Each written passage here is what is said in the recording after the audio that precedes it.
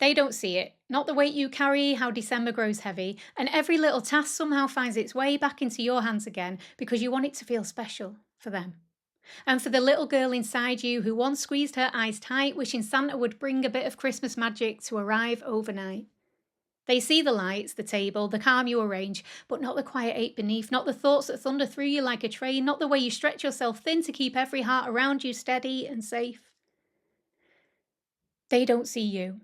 Rewriting the list, scribbling the bits that somehow slipped, cling film batteries, the smallest thing you missed, still hitting like a storm in your chest because even one forgotten thing feels heavier than the rest.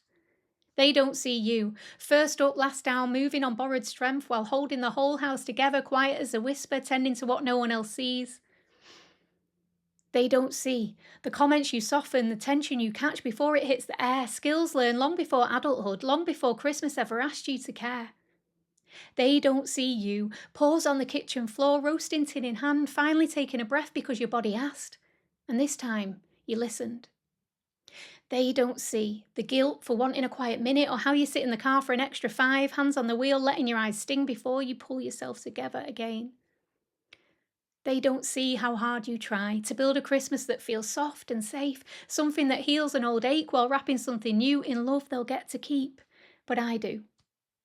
The magic was never in spotless rooms or perfect timing or the practice smiles you learned to wear. The magic has always been in you and your children. They see that too.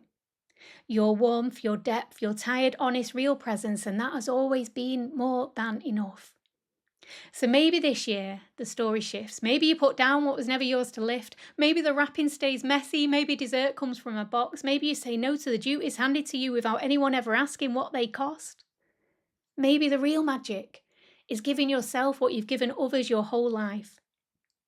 Kindness, softness, room to breathe, permission to rest. Because she's still here. The young you, waiting and patient, hoping you'll choose yourself at last so the worry she's carried for years can finally loosen its grasp. A Christmas that doesn't only shine for others, but finally shines for you. A glow you can rest inside, a light that feels earned and true, the magic you've poured for years finally circling back in view. And maybe this time, you let it land, you let it warm you, you let yourself feel it too.